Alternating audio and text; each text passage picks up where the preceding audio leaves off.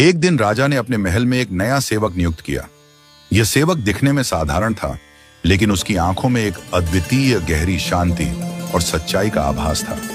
राजा ने उसे ध्यान से देखा और सोचा कि यह साधारण दिखने वाला सेवक भी किसी विशेष गुण से भरा हो सकता है। राजा ने एक दिन सेवक से पूछा, तुम्हारा नाम क्या है? सेवक ने विनम्रता से जवाब दिया, महाराज, आप जिस नाम से मुझे पुकारेंगे वही मेरा नाम होगा।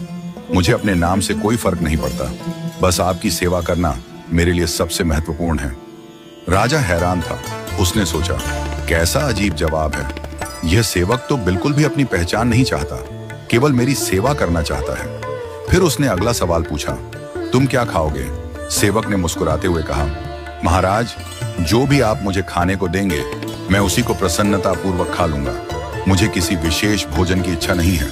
राजा को फिर से यह जवाब अजीब लगा। उसने सोचा, यह सेवक तो पूरी तरह से निस्वार्थ है। राजा ने अगला सवाल पूछा, तुम कौन कौन से वस्त्र पहनना पसंद करते हो? सेवक ने कहा, राजन, जो वस्त्र आप मुझे देंगे वही मैं प्रसन्नता पूर्वक पहन लूंगा। वस्त्रों का कोई महत्व नहीं है, महत्व तो सेवा और साधना का है। राजा अब पूरी तरह से चकित हो गया। इस तरह का जवाब उसने कभी नहीं सुना था। फिर राजा ने पूछा, तुम कौन कौन से काम करना चाहते हो? सेवक ने उत्तर दिया, जो काम भी आप मुझे सौंपेंगे मैं उसे पूरी निष्ठा से करूंगा। मुझे किसी काम को करने से कोई आपत्ति नहीं है, मुझे सिर्फ आपकी सेवा का अवसर चाहिए। राजा पूरी तरह से प्रभावित हो गया था। उसने सेवक से पूछा, तुम्हारी कोई इच्छा है? सेवक ने गहरी नजर से राजा की ओर देखा और कहा, महाराज, एक सेवक की कोई व्यक्तिगत इच्छा नहीं होती है। उसका जीवन केवल अपने मालिक की इच्छा के अनुसार होता है। जो भी आप मुझे करेंगे मैं वही स्वीकार करूंगा। मालिक के आदेश का पालन करना ही एक सच्चे सेवक का धर्म होता है। यह जवाब सुनकर राजा विक्रम सिंह चुप रह गए। उसने अपनी आंखों में आंसू महसूस किए और उसकी सोच में एक गहरी हलचल हुई।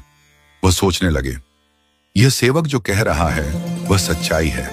अगर मैं भगवान के सेवक के रूप में आस्थावान और निष्ठावान रहूं तो मुझे किसी तरह की कोई शर्त या इच्छा नहीं रखनी चाहिए। भगवान के सामने कोई भी काम और इच्छा केवल उनके आदेश पर होना चाहिए। राजा ने सेवक को अपनी पूरी श्रद्धा और आदर के साथ कहा, तुमने मुझे सिखाया है कि भक्ति में कोई शर्त नहीं होती।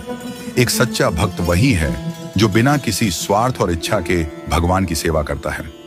राजा ने महसूस किया कि सेवा और भक्ति का असली अर्थ यही है, बिना किसी अपेक्षा के पूरी निष्ठा से काम करना।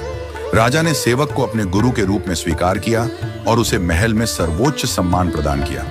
वह समझ गया कि सच्चे भक्ति और संतोष का मार्ग यही है, किसी भी अपेक्षा, शर्त या